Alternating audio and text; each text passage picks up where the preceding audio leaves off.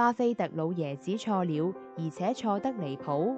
雖然我很尊重巴菲特老爺子，他的確是投資界的燈塔，但是他對黃金的描述完全錯了，錯得離譜。關於黃金，巴菲特就從來不感冒。1998年，其在哈佛大學發表演講時，巴菲特說：人們從非洲或者其他地方的土地裏將它挖出來，然後將它融化，挖另一個洞，又把它埋了，然後雇人守着它。它沒有實用性。火星人看到我們這麼做，肯定疑惑不解。後來他還說，黃金由於不能產生收益，所以不是一個好的投資標的。是的，債券有利息，美元存銀行有利息，股票有分好，但是黃金沒有利息，而且大量黃金要交到銀行保管，要交保管費。這就是他的邏輯。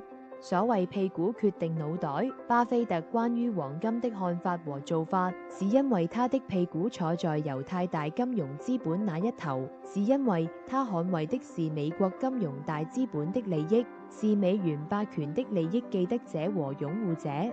但是債券會暴雷，銀行會暴雷，股票會暴雷，唯獨黃金不會暴雷，是真正的無風險資產。明白了這些，你就會明白巴菲特為什麼這麼貶低黃金了。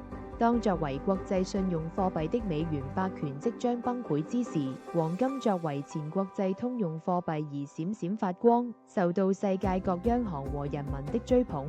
從1971年美國取消35美元兌換一盎司黃金到現在3100美元一盎司黃金，你以為黃金的漲幅少嗎？沒有投資價值嗎？擺兩張圖，一張是紐約 COMEX 黃金，一張是標普500指數。這還是全盛時期美國股市的縮影，壓着黃金打，黃金還能漲這麼多。現在美元不行了，黃金也造反了，倒反天罡是正常操作。至於能漲到什麼位置，估計誰也不知道，這要看美元的崩潰狀況，畢竟還是以美元計價的。